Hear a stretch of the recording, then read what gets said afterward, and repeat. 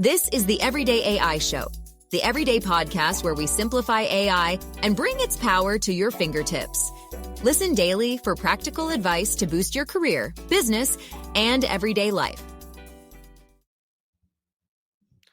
Almost every single day on this very show, we talk about what you should be doing to grow your company and your career in the ever-changing world of generative AI. Yet that's not where AI's impact ends. AI is not a 9 to 5 thing. It's probably impacting your home, your kids, how they're learning, and maybe how they're not learning. So every now and then, I think it's important for us on this show to zoom out a little bit and take a step back and look at a little bit more holistic view of how generative AI is probably impacting us all. And today we're going to be talking about how we can prepare our children for an AI world, right? Think of how much time you probably spend, preparing yourself and your career, your department, your team.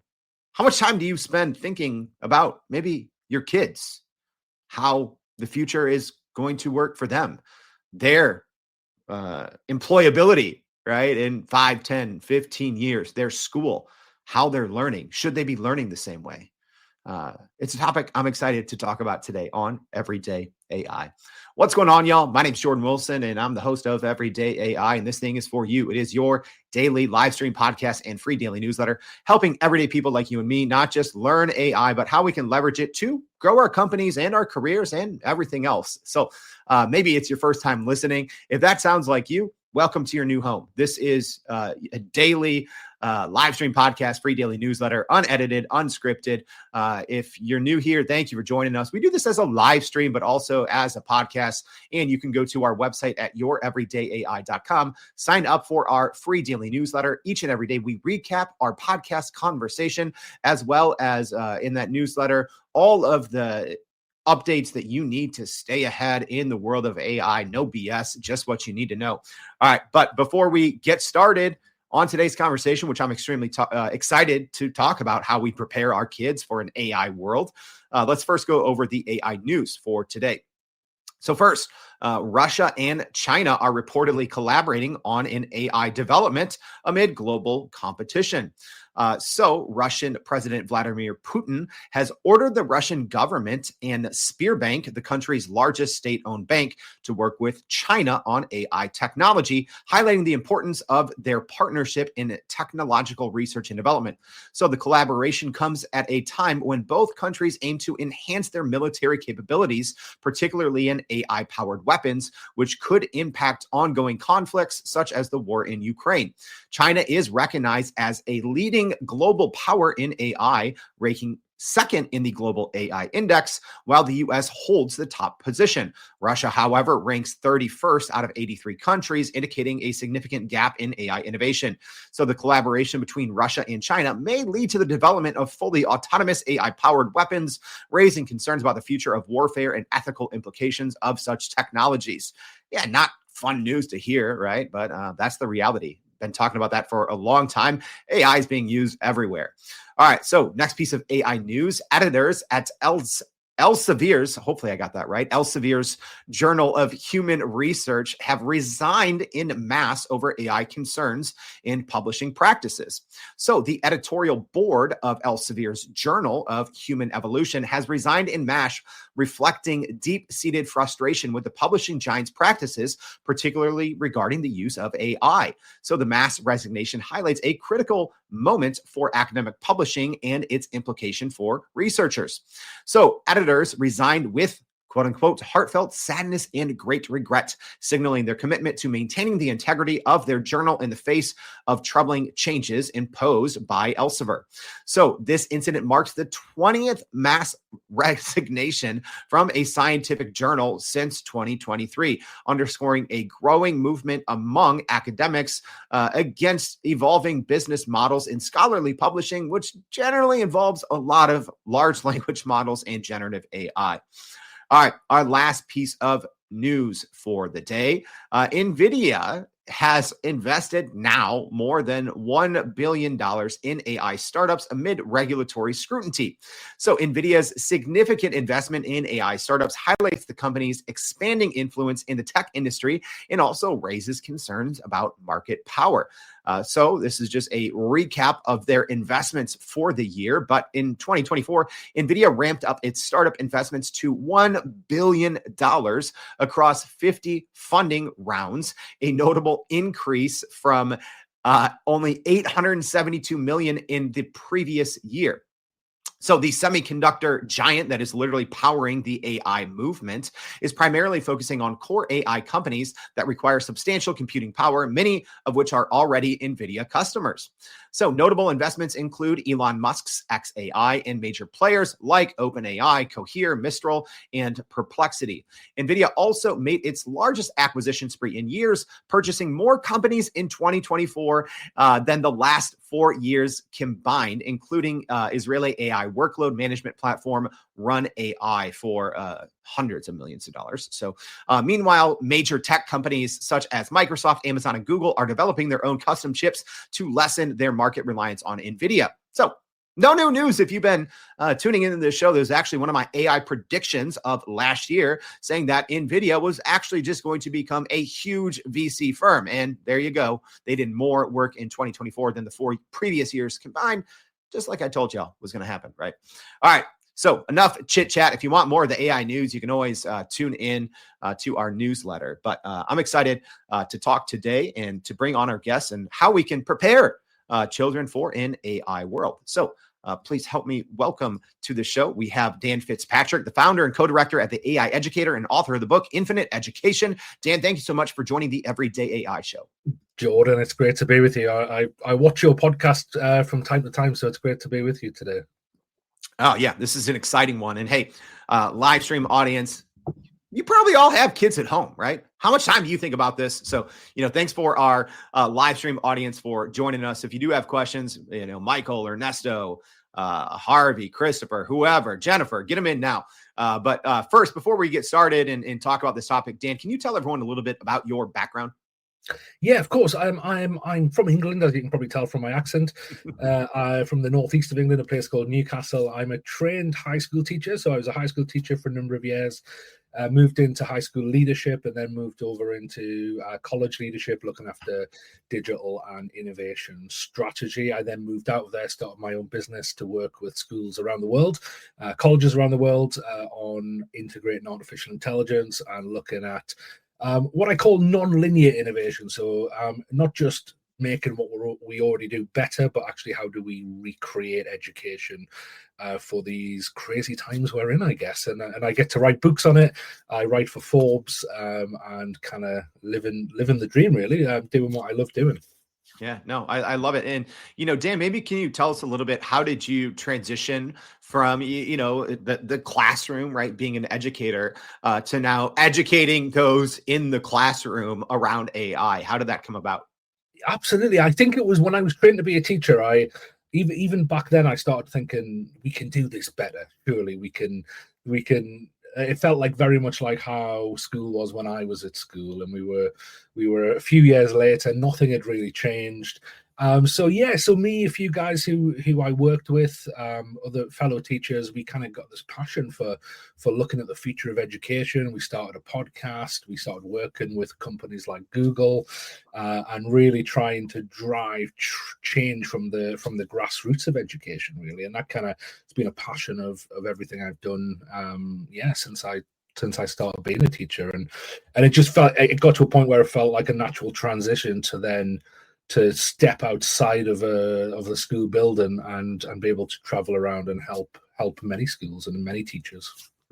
So, what would you say are the biggest problems we face, right? When we talk about the next generation, whether we're talking about, college students or, middle school kids, what are some of the problems that you think that we're facing when it comes to, right, our children growing up and going out into the workforce and, being prepared, in the world? What are the biggest problems that you'd say that we're facing right now? Yeah, I mean, I think top of my mind at the minute, there's two main problems. I think the first problem is our children, the students, or the next generation who are going to be coming into our businesses, not having the skills to be able to make a change, to make a difference, and to really create the future. And secondly, I think we're in a position now where education could really split off between kind of traditional mainstream education and a lot of innovative projects that are going on at the minute. So we're finding, powered by artificial intelligence in many cases, new forms of education starting to appear and develop at a really fast pace. So what worries me there is that we could have I suppose further inequalities between then a select few students who've got the key skills needed and the majority of students who are left behind. And I always try to have AI educators, former teachers, current teachers on, at least a couple of times a year here on the show, because I think it's important, right? When you send your kids back to school, you got to kind of know the pulse of what's going on. But, I know it's hard. And Dan, you said that you kind of do work with schools, here in the US and in other parts of the world. Where would you say right now, right? If you give us a zoomed out view, maybe someone's not paying attention what's happening at their kid's school. How are schools across the world, which I know is a broad question, right? Yeah. How are they tackling this issue of AI in the classroom? Well, I think one of the biggest issues presented, and it's, I suppose, a lot of your audience will be in businesses that have had to approach this the same way. It's the stuff that's happening on the ground. So if we go into the average school, the impact on the ground level likely is, if you ask most teachers, is, well, students are using this technology for quote unquote cheating or using this to do their assessments. My big thing with that is, we can no longer blame the student for using the tools available and ask the student or our children to change. But we must change as educators. And we have to start using a bit more imagination. For some reason, and you'll know this from being at school, everyone will have this experience that for some reason we got stuck on, well, let's teach some children some information. Then they write it down on a piece of paper or whatever, and then we read that and we're able to tell how much they've learned. And then we move on to the next thing. Like, why is that the case? It lacks, in this day and age, it lacks no imagination. It has no links to the real world. So I think the education itself needs to start using its imagination. And I think parents need to put the pressure on as well. I think we need to be asking our children's schools, well, how are we teaching? How are they teaching your children with generative AI? Are they giving them the skills to be able to collaborate with AI? Are they giving them the awareness of how to use this in a safe way? Are they giving them the skills to be able to use this to benefit them and not for them to just, like I put in my first book, The AI Classroom, I wrote a chapter called Outsource Your Doing, Not Your Thinking. And I really think we need to ask our educators, are they doing that? Are we allowing our students to use these tools so that they are using it as a collaborative partner and not a replacement for all of their thinking? And we need to put that pressure on and say, well, what is happening? Because in many places, it's not happening. I was in Scotland, which is not too far from where I live, working with some schools just a couple of months ago. And I was even hearing reports while I was there of local governments starting to tell schools that they couldn't use ChatGPT anymore. This is after 2 years of schools using ChatGPT. But then we see the reverse happening. I was recently in New York City working with the state school boards of New York State. And probably most notoriously, in the early days of ChatGPT, shut it all down and banned it, but now they've opened it up and they're exploring it. So places are in a real liminal space. They're in a space where we kind of, the old ways of doing things are not making sense anymore, and the new ways of doing things haven't fully been formed or created yet. So there's a lot going on in that space at the moment, and places are trying to figure out what to do next. Yeah. And one thing that, I throw out there every now and then, because I know, we have a lot of AI educators listening, the podcast and people in traditional education, is I like to say, replace the word generative AI or chat GPT with internet, right? Would you ban your students from using the internet? Probably not, right? That is how they learn, right? And the same thing is in the workforce, you're going to be required to use generative AI, right? So banning it is probably not a good idea anymore. But why are we still seeing this AI ban culture, Dan? Right? Many years after generative AI has been out in the wild, why? What are you hearing from the schools and the districts that you work with? What are the reasons why they're still hesitant toward generative AI? Is it an education problem? Is it an access problem? Like, what's the issue on why school districts still aren't fully embracing it? Well, it's interesting. You use the analogy there of the internet. There's still many schools out there who don't give children free access to the internet, who very, very much control access to the internet. We've seen a worldwide surge at the moment of schools banning cell phones. Some of those are for good reasons, but my question is, well, what are we replacing that with? Are we giving them an in-house device where they can still get the benefits of the technology without the harmful side of it?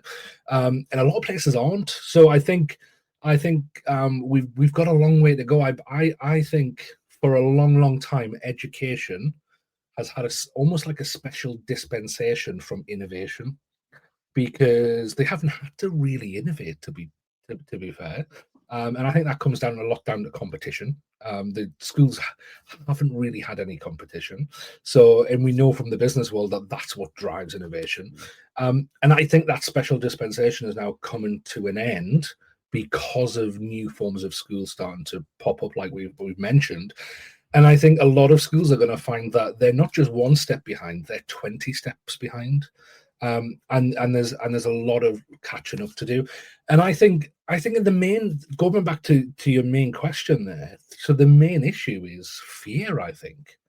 Because once you start to look at, how do we use this technology, then suddenly question marks start popping up over age-old practices that are kind of like orthodoxy within education, like how we assess students, the whole idea of we're preparing them for university, the whole kind of system it's like a house of cards, and once you start to remove one or two cards, the whole thing starts to shake, and that's when things get a bit scary. So you will see schools react quite bluntly and just say, right, banned, we're not allowing it.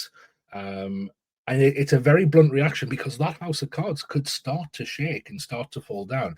So my mission really is to go, right, well, how do we deconstruct that house of cards in a safe way so that we don't destroy the education system, but that we remake an education system that's fit for our society. It's fit to prepare our children for the actual world they live in, not an industrial age of 300-400 years ago.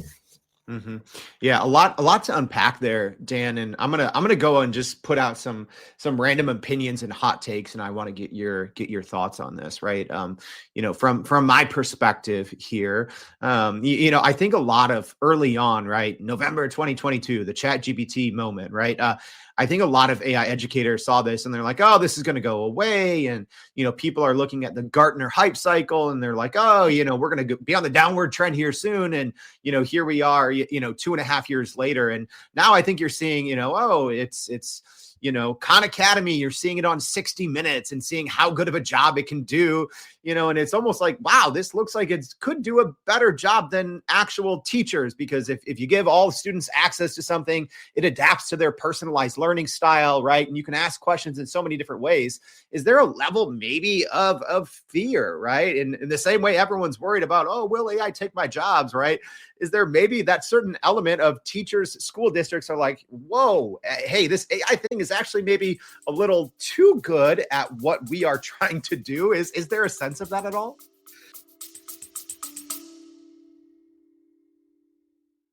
Are you still running in circles trying to figure out how to actually grow your business with AI? Maybe your company has been tinkering with large language models for a year or more, but can't really get traction to find ROI on Gen AI. Hey, this is Jordan Wilson, host of this very podcast. Companies like Adobe, Microsoft, and NVIDIA have partnered with us because they trust our expertise in educating the masses around generative AI to get ahead. And some of the most innovative companies in the country hire us to help with their AI strategy and to train hundreds of their employees on how to use Gen AI. So whether you're looking for ChatGPT training for thousands or just need help building your front-end AI strategy, you can partner with us too, just like some of the biggest companies in the world do. Go to youreverydayai.com/partner to get in contact with our team, or you can just click on the partner section of our website. We'll help you stop running in those AI circles and help get your team ahead and build a straight path to ROI on Gen AI. I think for some people, for the few who have glimpsed at what's coming, and I still don't think our general population has really realized what's coming and what's being worked on behind the scenes here. And I encounter a lot of schools who are creating policies, who are creating strategies around the current understanding of the technology available right now. And one of the things I do when I go to schools is go, right, well, do you know about the advanced robotic side of this? Do you know about the advanced brain technology that's going on here? Because this exists and we're going to start seeing it over the next few years start to become available. So I think there is a fear. I think there's also a bit of a education. So we get the branch of technology, EdTech, educational technology, has promised a lot over the last few decades and quite regularly under-delivered. So teachers are quite used to, and I guess all industries are like this, but teachers are quite used to somebody going, "This new tech is going to change everything. It's really going to help us. It's going to," and then it gets very poorly integrated. I think like I've worked in businesses where a business will just go, right, we're using this system now. Let's transfer over. We've got a few weeks. You've got to do it, or you lose your job. If you say no, thank you, you're not going to be staying at that business for much longer. In education, it doesn't really work like that because the system around our schools doesn't really change that much. A school finds it really difficult. The average school will find it really difficult to say, right, this is what we're doing now in terms of teaching and technology, and everybody has to follow it. Because actually, you might have some teachers who are really delivering on results and using very old-fashioned methods. So you don't want to disrupt them in that, because actually they're getting you some great metrics for how your school is judged on a national level, let's say.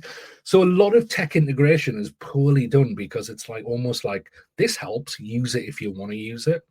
And teachers, huge workloads, it just goes to the back of the in tray.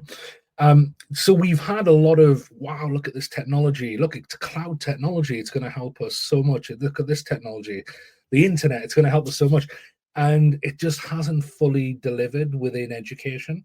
And so here you go, you've got another technology, artificial intelligence.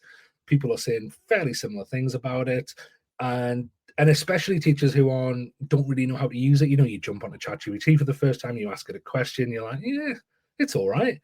But it's hard to it's hard to see how a chatbot is going to replace you, or how a chatbot is going to revolutionize anything really, because the first time you start trying this, it's just like having a conversation with Wikipedia, I guess. That's what it feels like.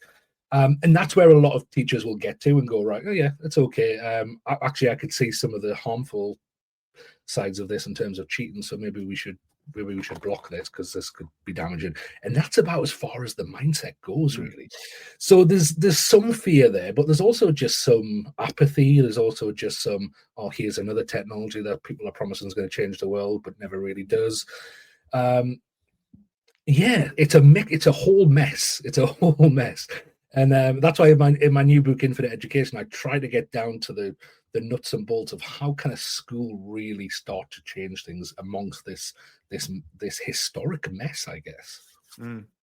And let's just quickly jump into that, right? My hot take has always been, right, some big schools, some big, household names here in the US that have been around for, 100 years. I'm like, they're probably not going to be around, right? If they still have this hard stance on, hey, we're banning every single AI and we're not going to push generative AI education, right, across our curriculum. I'm like, they're not going to be around because their, graduates aren't going to get jobs, right? It's going to be like, still learning in a book only age when digital's been around for many decades. Do you see that as a potential outcome where maybe just some household institutions just aren't going to be so household anymore because there's not going to be students wanting to go there? Is that wild to say that? Yeah, it's interesting because my instinct is yes, but then I'm like, well, a lot of these places have a lot of power, and it's difficult to make power go away. But I do think we're going to get into a position where like I alluded to before, we're going to start getting alternatives. Like you look at there's a school called Synthesis out of California who that was set up from SpaceX, and those guys do some amazing online schooling. They've got an AI tutor that teaches maths, and there's lots of different forms of that kind of popping up at the minute. And what are we going to do when some students who have just been educated through these types of new forms of education start to get really top jobs in industries, start to be favored over kind of the traditional student who's gone through university and so on? Then it's good. I think that's when parents and the children themselves or the students themselves will start to think, well, actually, especially the debt that comes with a traditional education, there's another way to do it here, and it also has an impact because it will get me a good job. And I think once we reach that point of the level of awareness, where there could be a tipping point there where actually we start to get, and to be fair, we're starting to see it already. We're starting to see it in the UK, in the US, a huge rise in homeschooling. And there's many reasons for homeschooling, but a big reason is dissatisfaction with the current system. And a lot of homeschooling parents aren't just taking their students, their children, and teaching them themselves at home, like on a desk in the living room or something like that. What they're doing is they are putting them onto these online schooling platforms. The fastest growing school in the UK at the moment is an online school. So I think what we're going to see is, and I kind of call it in my new book, the decentralization of education. We're seeing the decentralization phenomena happening around the world with finance, ownership, and so on. I think we're going to start seeing the decentralization of education, and that, for me, that's only a good thing because parents and students are going to have more of a choice. And I think in that type of new environment, the centralized power of mainstream government-controlled education starts to lose its grip, and then, like you say, we could start seeing some of those household name schools, colleges, universities start to lose funding, start to be in trouble. And I don't think we realize how fast we're getting to that point. A good question here coming in from YouTube, Big Bogey Face, saying, are private schools adopting AI quicker and deeper than public schools? What would you say to that, Ian? Yeah, in my experience, most of my work comes from private schools. Two main reasons: they've got the resources, they've got the finance.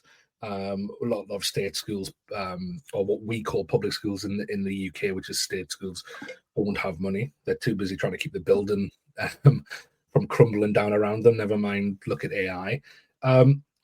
Yes, and I think it comes back to what I was saying before, because those schools do have a tiny bit of competition because they're competing with the next private school.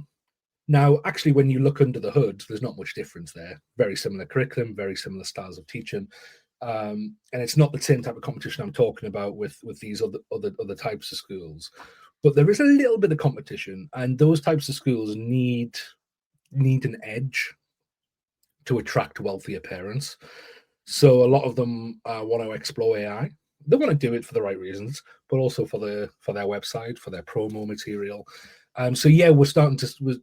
There's a lot more interest from private schools around the world, I find.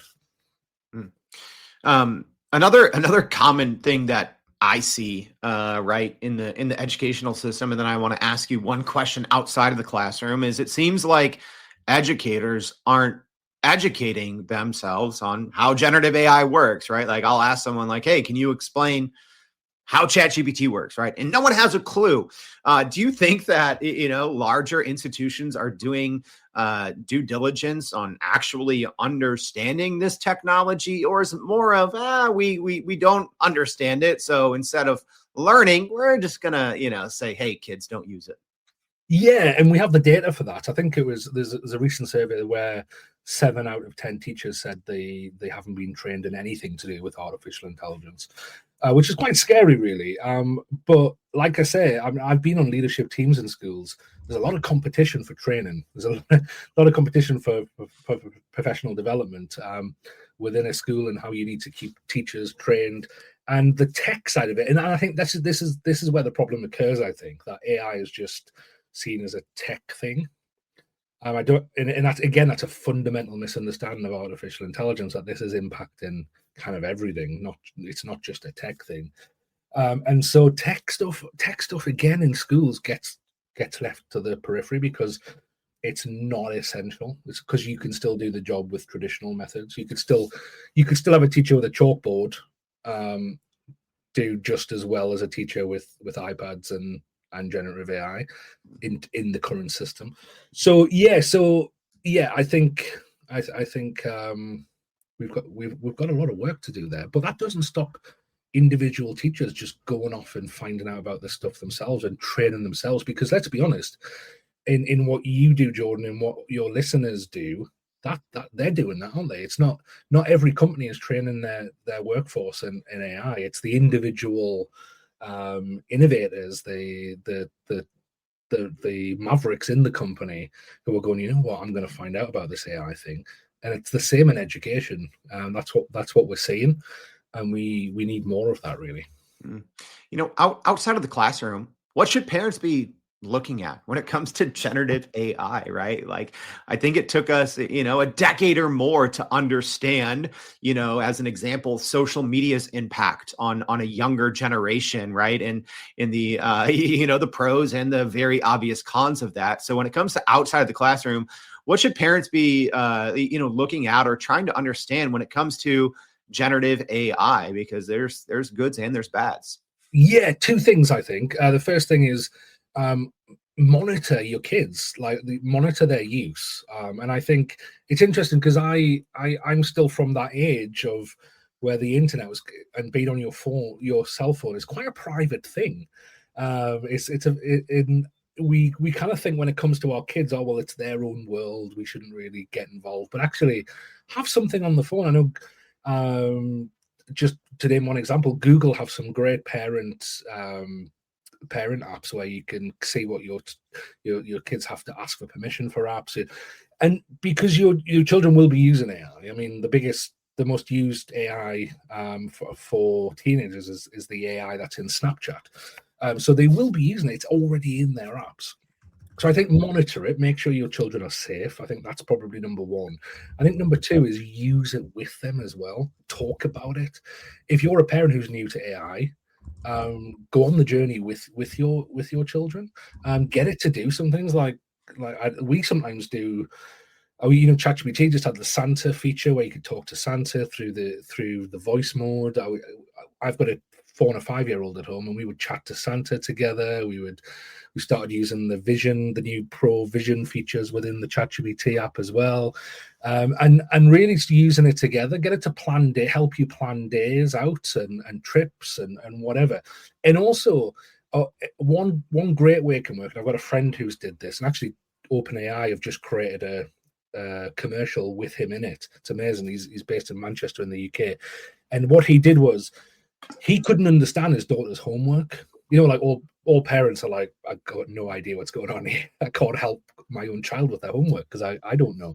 So he uses ChatGPT with his daughter so that they can both understand the homework together and work on the homework together. And I think it can help like that, just like at work as a collaborative partner. It can work as a bit of a collaborative partner at home on things you're doing at home as well. So yeah, I think we'll use it together with your children.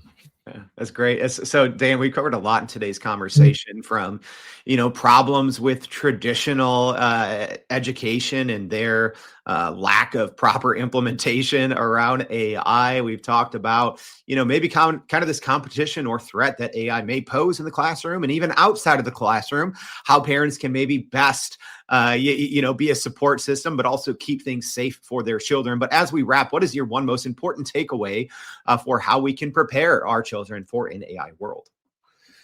I think expose them to it. Now there might be some people who are saying don't do that because of safety. I'm absolutely with you on that. There are issues with this technology, but if we don't work with them on it, they're going to use it anyway, and they're not going to have the guidance from a responsible adult, especially if they're young children, on how to use this safely. So going back to what we were just talking about, use it with them, ask them about it, have conversations. I think probably one of the biggest issues, probably with most things in the world, is lack of communication. Just open up those communication channels with your children, ask them what they're doing in school, ask them what they're doing with it, and see where that leads. Such a good and important conversation to have. Thank you so much, Dan Fitzpatrick, for joining the Everyday AI Show. We appreciate your time. Thanks, Jordan. Really appreciate it. And hey, as a reminder, y'all, we covered a lot there. Maybe you were on the treadmill, out walking your dog, whatever you do while you're listening to the show. Don't worry if you missed an important point that Dan talked about there. It's all going to be in our newsletter. So make sure, if you have not already, go to youreverydayai.com. Sign up for that free daily newsletter. We'll be recapping today's show, giving you other resources, and a whole lot more to keep you up in the world of AI news. Thank you for tuning in, and we'll make sure to see you tomorrow. Not tomorrow. We'll see you next week and every other day on Everyday AI. Thanks, y'all. And that's a wrap for today's edition of Everyday AI. Thanks for joining us. If you enjoyed this episode, please subscribe and leave us a rating. It helps keep us going. For a little more AI magic, visit youreverydayai.com and sign up to our daily newsletter so you don't get left behind. Go break some barriers, and we'll see you next time.